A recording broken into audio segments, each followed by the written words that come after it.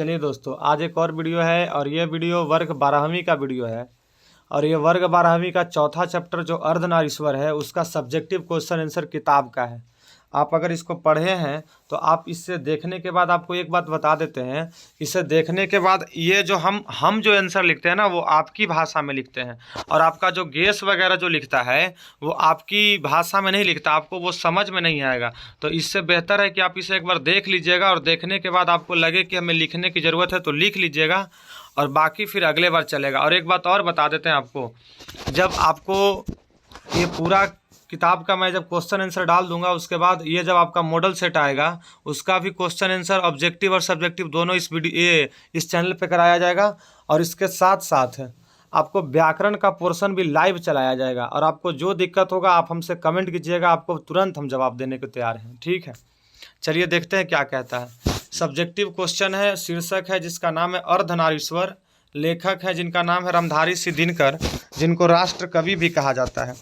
तो पहला क्वेश्चन है कि यदि संधि की वार्ता कुंती और गांधारी के बीच हुई होती तो संभव था कि महाभारत न मचता। लेखक इस कथन से क्या आप सहमत है? अपना पक्ष रखें। देखिए, इसमें आप अपनी बात ही बता सकते हैं, लेकिन यह क्वेश्चन भाई एग्जाम में पूछा है, VVI है, इसलिए मैंने अपना बात लिखा है और यहाँ पे पक्ष किया है। आप इसको लिख भी सकते हैं, कोई दिक्कत नहीं, एग्जाम में आपको नंबर मिलेंगे। ठीक है, चलिए देखिए क्या इसका उत्तर मैंने लिखा है। कह रहा है कि यदि संधि की वार्ता कुंती और गांधारी के बीच हुई होती तो संभव था कि महाभारत न मचता। लेखक के इस कथन से मैं सहमत हूँ। लेखक इस कथन से नर के गुणों को दर्शाया है। उनका मानना है कि नर कर्कश स्वभाव के होते हैं, वे युद्ध में अहम मतलब घमंड के भाव से लड़ते हैं, लेकिन नारी कोमल स्वभाव के होती है, वे सोचते हैं कि हम ऐसा कुछ बोले ही नहीं कि युद्ध की बारी आए, और दुर्योधन के अहम भाव के कारण ही महाभारत हुआ। ठीक है, यह क्वेश्चन का इसका आंसर हुआ। दूसरा क्वेश्चन क्या है देखिएगा। दूसरा क्वेश्चन ये भी एग्जाम में पूछा हुआ है, VVI क्वेश्चन है, 2022 के क्वेश्चन ये पूछा हुआ है, आप देख लीजिएगा। कह रहा है अर्धनारीश्वर की कल्पना क्यों की गई होगी, आज इसकी क्या सार्थकता है। तो अर्धनारीश्वर की कल्पना से रामधारी सिंह दिनकर इस समाज में नर और नारी को समानता को दर्शाया है, क्योंकि दोनों एक ही द्रव्य के ढली हुई दो प्रतिमा हैं। द्रव्य मतलब वस्तु का, प्रतिमा मतलब होता है मूर्ति। और आज इसकी सार्थकता यह है कि समाज में आज नर नारी को एक समान देखा जाता है। ये इसी कारण है, पहले हमारे समाज में नारी को नीच माना जाता था, लेकिन अब हमारे समाज में नर और नारी दोनों को एक समान माना जाता है। क्वेश्चन नंबर तीसरा कहता है कि रविंद्रनाथ प्रसाद और प्रेमचंद के चिंतन से दिनकर क्यों असंतुष्ट हैं। इसका उत्तर भी कहेगा। ये भी क्वेश्चन आपके एग्जाम का VVI बनता है। देखिए 1 से 4 तक आपके जितने भी क्वेश्चन है ना, 1-2 क्वेश्चन को छोड़ के चैप्टर में से, वो सब आपके एग्जाम के लिए VVI बनते हैं, याद रखिएगा। तो यहाँ कह रहा है कि रविंद्रनाथ प्रसाद और प्रेमचंद के चिंतन से दिनकर इसलिए असंतुष्ट हैं कि इन सब ने नारियों के पक्ष में जो बात कहा वह बातें वास्तविक नहीं है, सब मज़े लेने के लिए कहा है। वास्तविकता तो यह है कि समाज में नर और नारी दोनों एक समान हैं। आज जो नर का कर्म क्षेत्र है वह नारी की भी कर्म क्षेत्र है, या नारी की भी है। ये इसीलिए असंतुष्ट है कि सब मजा लेने के लिए बात कहा है, वास्तविकता बात नहीं कहा है। वास्तविकता बात रामधारी सिंह दिनकर ने ये कहा है कि आज नर जो कर रहे हैं वो नारियां भी कर रही है। कह रहा है प्रवृत्ति मार्ग और निवृत्ति मार्ग क्या है। ऑब्जेक्टिव भी आता है, सब्जेक्टिव भी आता है, दोनों आता है, याद रखिएगा। कह रहा है कि प्राचीन समाज में जो आनंद लेने के लिए नारियों से गला लगाएं वे प्रवृत्ति मार्ग हुए, मतलब जो व्यक्ति और जिसने नारियों से आनंद की आवश्यकता नहीं सोचा और अपने पत्नी को त्याग दिया वे निवृत्ति मार्ग हो गए। मतलब जो पत्नी को गला लगा लिया प्रवृत्ति मार्ग, और जो गला नहीं लगाया त्याग दिया, उनको लगा कि भाई इससे सुख मिलने वाला नहीं है, तो निवृत्ति मार्ग वो साधु हो गए। इसके बाद कह रहा है कि बुद्ध ने आनंद से क्या कहा। तो बुद्ध ने नारियों को भिक्षुनी का अधिकार दिया, लेकिन वह अधिकार नारियों के हाथ में सुरक्षित नहीं था। तब बुद्ध ने अपने शिष्य आनंद से कहा कि मैंने जो धर्म चलाया था वह 5000 वर्ष तक चलने वाला था, लेकिन अब वह अकेला 5 वर्ष चलने वाला है, क्योंकि मैंने नारियों को भिक्षुनी का अधिकार दे चुका है। जैसे समाज में नर और नारी दोनों समान रहेंगे तभी तो आगे बढ़ेंगे, और अकेले रहेंगे तो कितने साल जिएंगे, 500 साल। मतलब ऐसा ही कहा गया है, ऐसा नहीं है कि आदमी 500 साल जिएगा, माना गया है, ऐसा एक उदाहरण के तौर पर गौतम बुद्ध द्वारा कहा गया है। इसके बाद का क्वेश्चन है कि स्त्री को, क्वेश्चन नंबर 6 कहता है कि स्त्री को अहेरिन, नागिन और जादूगरनी कहने के पीछे क्या मंशा होती है, क्या ऐसा कहना उचित है? तो स्त्री को अहेरी, नागिन और जादूगरनी कहने के पीछे यह मंशा थी कि उसे समाज में दुर्बल और अबला समझा जाता था।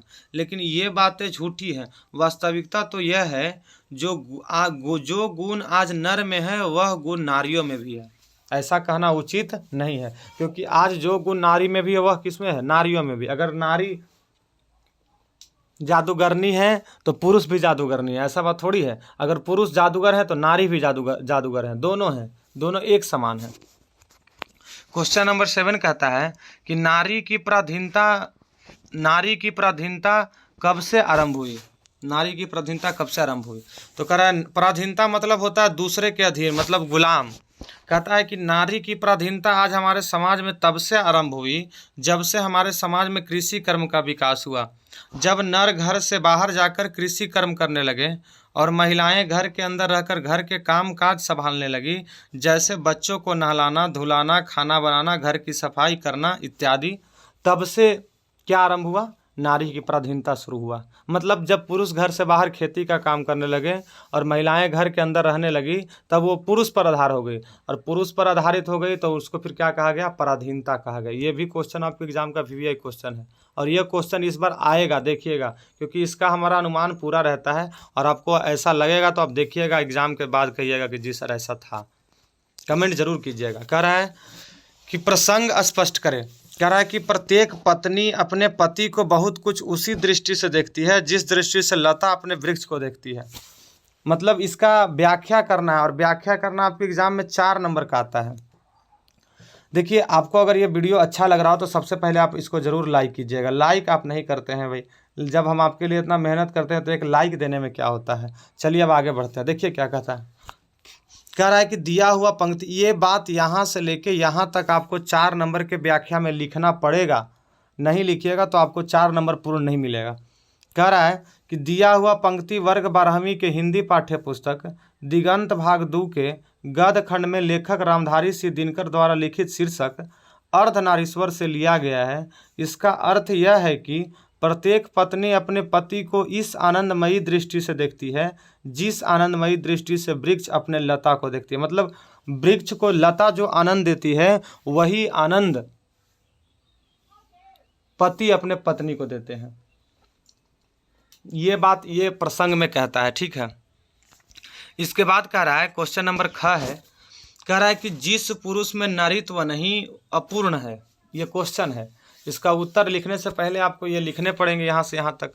कह रहा है कि दिया हुआ पंक्ति वर्ग 12वीं के हिंदी पाठ्य पुस्तक दिगंत भाग 2 के गद्य खंड में लेखक रामधारी सिंह दिनकर द्वारा लिखित शीर्षक, देखिए शीर्षक दोनों में हमने गलती लिख दिया है, टाइपिंग में थोड़ा मिस्टेक हो गया। शीर्षक ऐसे लिखाता है, शीर्षक, ठीक है। कह रहा है, इसके बाद कह रहा है कि अर्धनारीश्वर से लिया गया। इसका अर्थ यह है कि जो पुरुष इस समाज में नारी को नहीं समझता है और यह समझने की कोशिश नहीं करता है, इस पुरुष में नारीत्व का गुण नहीं है। मतलब हर पुरुष में नारीत्व का गुण होना चाहिए। उसे समझना चाहिए कि नारियां भी समाज का एक अहम हिस्सा है, बिना नारी के समाज चलने वाले नहीं है, ठीक है। क्वेश्चन नंबर 9 क्या कहता है। कह रहा है कि जिसे भी पुरुष अपना कर्म क्षेत्र मानता है वह नारी का भी कर्म क्षेत्र है। कैसे? इसका उत्तर बताना है। देखिए कैसे। कह रहा है कि प्राचीन समाज में नारियों को घर से बाहर जाकर काम करने का अधिकार नहीं था, उसे पराधीन बनाकर रखा जाता था। लेकिन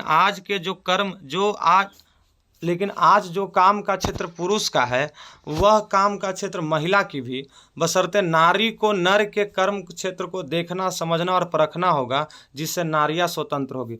मतलब कर्म क्षेत्र मतलब होता है काम करने का जगह। मतलब जो काम करने का जगह आज पुरुष का है वो नारी का भी है। जैसे आज राष्ट्रपति अगर कोई नर बनता है तो नारी भी बनती है, दोनों बनते हैं।